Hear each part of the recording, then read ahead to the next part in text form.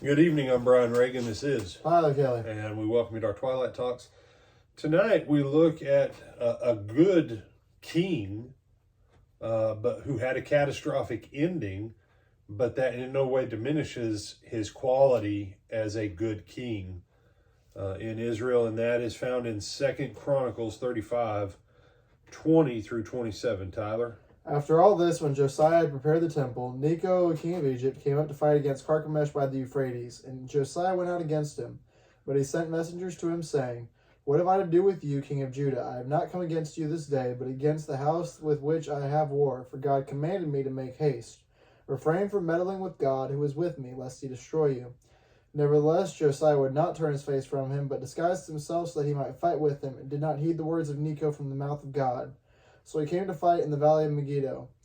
And the archers shot King Josiah, and the king said to his servants, "Take me away, for I am severely wounded."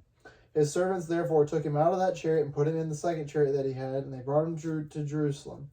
So he died and was buried in one of the tombs of his fathers, and all Judah and Jerusalem mourned for Josiah. Jeremiah also lamented for Josiah, and to this day all the singing men and the singing women speak of Josiah in their lamentations. They made it a custom in Israel, and indeed they are written in the laments. Now the rest of the acts of Josiah and his goodness, according to what was written in the law of the Lord, and his deeds from first to last, indeed they are written in the book of the kings of Israel and Judah. All right, so I want to focus right there. The rest of Josiah's acts and faithful deeds. The dude died righteous. You say, but brother, he didn't listen to the word of the Lord. No. He didn't listen to Necho saying that he had the word from God to do this. I've always looked at this and I figure that Josiah probably didn't believe Necho had actually been spoken to by the Lord. That's what I always have kind of figured on this. When we read Chronicles, Necho specifically uses the name Jehovah repeatedly and tells him don't go against Jehovah. Not just God generically, but Jehovah specifically. Chronicles just records it as God. No, it's not a contradiction. For me, it's one of those. Remember, Kings tells us how things went bad. When the Pharaoh who didn't believe in Jehovah is calling upon the name of Jehovah and saying Jehovah is the one who sent me on this mission, stay out of it. People sometimes say, well, then how come Josiah got involved in it? Well, do you have an idea why Josiah got involved in it, Tyler? Because remember, the nation of Israel's gone now. Mm-hmm. Israel's gone. They've been gone since the time of Hezekiah, since Josiah's grandpa, basically.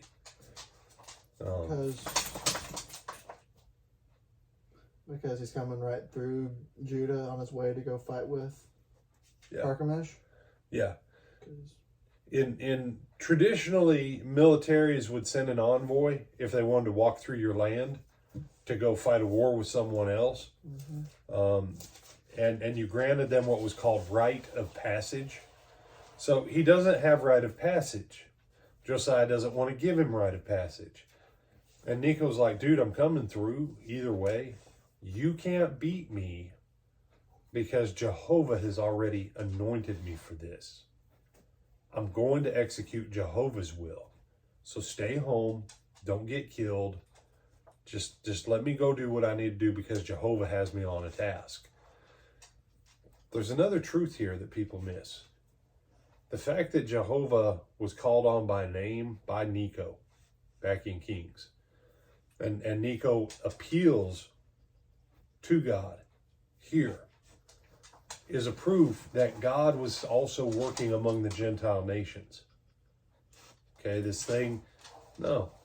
Pharaoh Necho was a special envoy ordained of God to do God's work. And he knew it. He knew the name of this deity. But Josiah, sometimes you've got to sit it out. If Josiah would have set it out, he probably could have had another 25, 30 years of rule because he was a good king. But he would not listen. He would not sit it out. He would not let someone walk across his yard. Sometimes you got to let someone walk across your yard. They look at you and they go, look, I don't want nothing to do with your house. I don't want nothing to do, but I got to cut across your yard to get to where I'm going in time. Go ahead, man. Why pick a fight over some of this stuff? And ultimately, Josiah picked a fight. He picked a battle.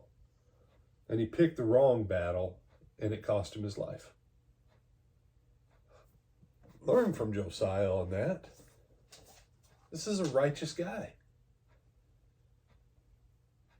But he got a little bit prideful. He got a little bit stubborn, and it killed him.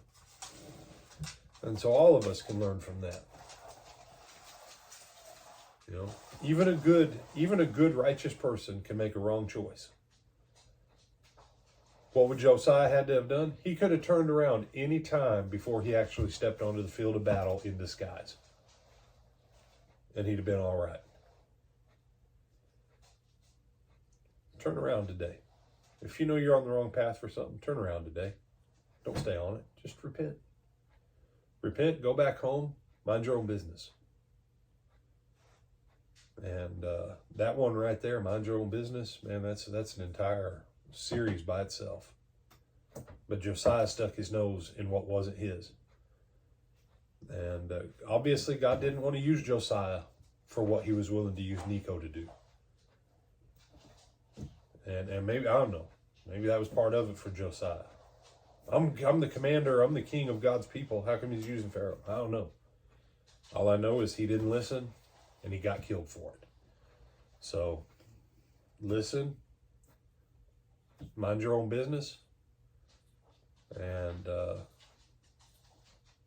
other thoughts, my brother? No, sir. With that, I'm Brian Reagan. This is Tyler Kelly. Invite them to Like, comment, share, and subscribe. before you go to bed, and we'll see you in the morning.